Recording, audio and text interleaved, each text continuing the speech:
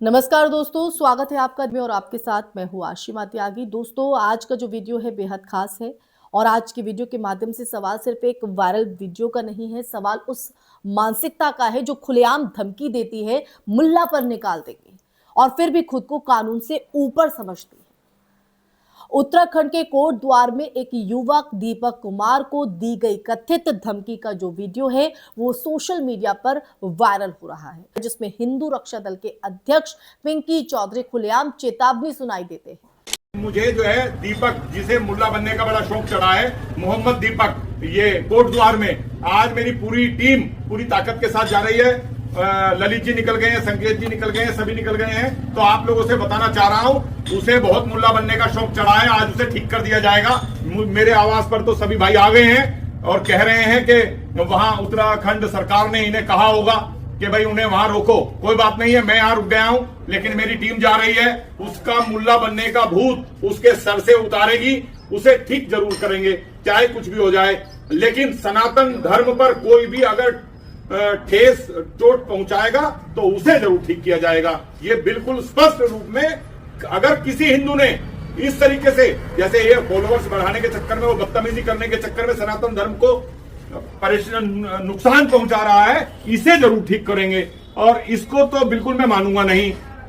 ललित जी पहुंच गए हैं, इसको ठीक करेंगे और इसका औकात भी पता लग गई है, इसके जिम्मे अब कोई आ नहीं रहा है। और मैं बता रहा हूं, मोनू मानेसर के लिए भी पूरी ताकत के साथ हम लोग जो है मुख्यमंत्री से मिलेंगे, नायब सिंह सैनी जी से, और मोनू मानेसर को निकालने की कार्रवाई करेंगे। ठीक है, सभी भाइयों को जय श्री राम। पूरी ताकत के साथ सनातन धर्म के साथ खड़े रहो, अड़ते रहो और लड़ते रहो। जिहादियों को ताकतवर मत बनने दो। हर हर महादेव। भाषा सिर्फ आपत्तिजनक नहीं है बल्कि दंडनीय भी हो सकती है अगर कानून समान रूप से लागू हो। कि आखिर ये वीडियो वायरल क्यों हो रहा है? दरअसल भारत का संविधान अनुच्छेद 14 के तहत समानता का जो अधिकार है वो हमें देता है और अनुच्छेद 19(1)(a) अभिव्यक्ति की स्वतंत्रता। लेकिन यही अनुच्छेद 19(2) ये भी स्पष्ट करता है कि ये स्वतंत्रता पूर्ण नहीं है। सार्वजनिक व्यवस्था, शालीनता और नैतिकता के हित में उचित प्रतिबंध लगाए जा सकते हैं।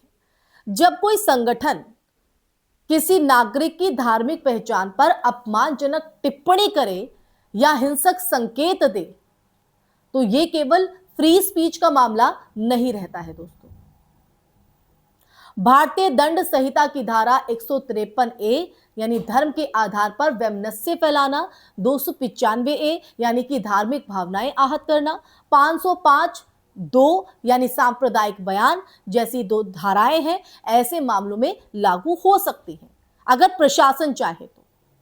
जी हां, वही प्रशासन जो इसकी जिम्मेदारी लेता है, वर्दी पहनने से कसम खाता है। कोट द्वार जो उत्तराखंड का अपेक्षाकृत शांत शहर माना जाता है, वहां इस तरह की भाषा का सार्वजनिक इस्तेमाल सामाजिक ताने बाने के लिए खतरा है। इतिहास गवाह है कि छोटी छोटी चिंगारियां बड़े दंगों में बदलती रही हैं। 2013 के मुजफ्फरनगर दंगे हों या 2020 का दिल्ली हिंसा प्रकरण, सोशल मीडिया पर भड़काऊ बयानबाजी ने जमीन पर तनाव को ही हवा दी है। दोस्तों, ये सच हमें जानना होगा और यही वजह भी है कि सुप्रीम कोर्ट ने, जी हां, देश की सर्वोच्च अदालत ने 2018 में हेट स्पीच पर कड़े रुख की आवश्यकता बताई थी और 2022 में केंद्र और राज्य को स्वतः संज्ञान लेकर कार्रवाई करने के निर्देश भी सर्वोच्च अदालत की तरफ से दिए गए। फिर भी प्रश्न उठता है, कार्रवाई क्यों नहीं? एक कारण राजनीतिक संरक्षण की धारा हो सकती है। छोटे लेकिन आक्रामक संगठन अक्सर स्थानीय राजनीति में प्रभाव डालते हैं। दोस्तों, चुनावी गणित में अगर हम देखें तो ध्रुवीकरण एक रणनीति बन जाए तो कानून का संतुलन डगमगा सकता है। लेकिन ये भी उतना ही सच है कि हर आरोप का जो सत्यापन है वो आवश्यक है। किसी वायरल क्लिप के आधार पर निष्कर्ष निकालना खतरनाक है। पुलिस जांच, संदर्भ और पूर्ण वीडियो की समीक्षा जरूरी है। अगर कथन वास्तविक और स्पष्ट है तो कानून की जो चुप्पी है वो लोकतंत्र के लिए चिंता का विषय बनती है। राष्ट्रीय अपराध रिकॉर्ड ब्यूरो यानी एनसीआरबी के आंकड़े दिखाते हैं दिखाते हैं कि पिछले सालों में जो सांप्रदायिक घटनाओं की संख्या में उतार चढ़ाव रहा है, लेकिन सोशल मीडिया के प्रसार के साथ ऑनलाइन हेट स्पीच की जो घटनाएं हैं वो बढ़ी हैं। टेक प्लेटफॉर्म्स की अगर जिम्मेदारी भी कहीं ना कहीं कम नहीं है। आईटी नियम 2021 के तहत प्लेटफॉर्म्स को आपत्तिजनक सामग्री हटाने की बाध्यता है, फिर भी कार्रवाई अक्सर देरी से होती है या फिर ऐसे वीडियो नहीं हटाए जाते हैं जो माहौल खराब करते हैं। इससे ये साफ संदेश जाता है कि आक्रामक बयान देना कम जोखिम वाला है। अब देखिए दोस्तों, ये भी समझना होगा कि मुल्ला या किसी भी धार्मिक पहचान को अपमानजनक संदर्भ में इस्तेमाल करना सिर्फ एक व्यक्ति को नहीं, पूरे समुदाय को लक्षित करता है।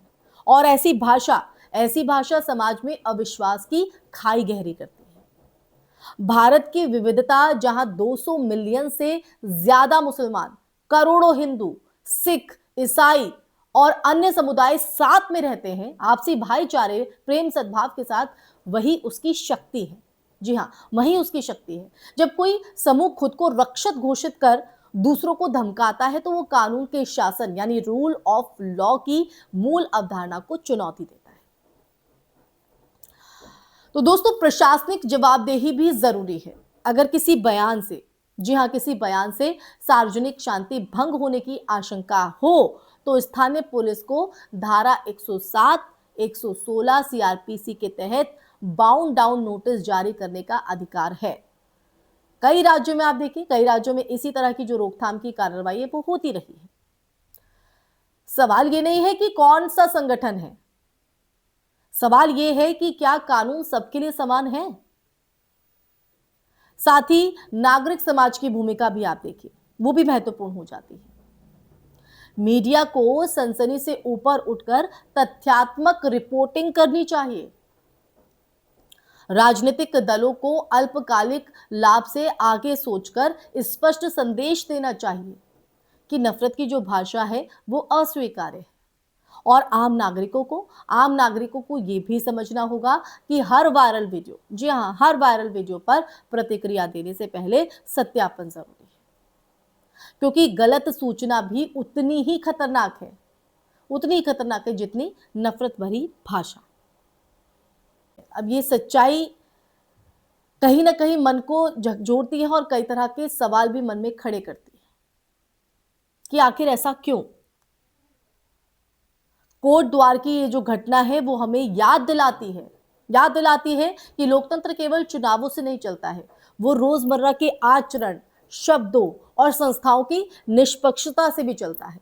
अगर कोई संगठन खुलेआम धमकी देता है और उसे कोई भय नहीं होता तो ये केवल एक शहर का मामला नहीं रह जाता है, ये पूरे लोकतांत्रिक ढांचे के लिए संकेत बन जाता है। भारत की ताकत उसकी बहुलता और कानून की समानता में है। अगर इन दोनों में से किसी एक को भी कमजोर होने दिया गया तो नुकसान सबका होगा। इसी के साथ इस चर्चा में फिलहाल के लिए बस इतना ही दोस्तों। ये चर्चा आपको कैसी लगी कमेंट सेक्शन में कमेंट करके जरूर बताइएगा। इस वीडियो को ज्यादा से ज्यादा शेयर कीजिएगा, हमारे चैनल को सब्सक्राइब कीजिएगा। फिर हाजिर होंगे ऐसी चर्चा लेकर, तब तक के लिए अपना ख्याल रखें। जय हिंद, जय भारत, नमस्कार।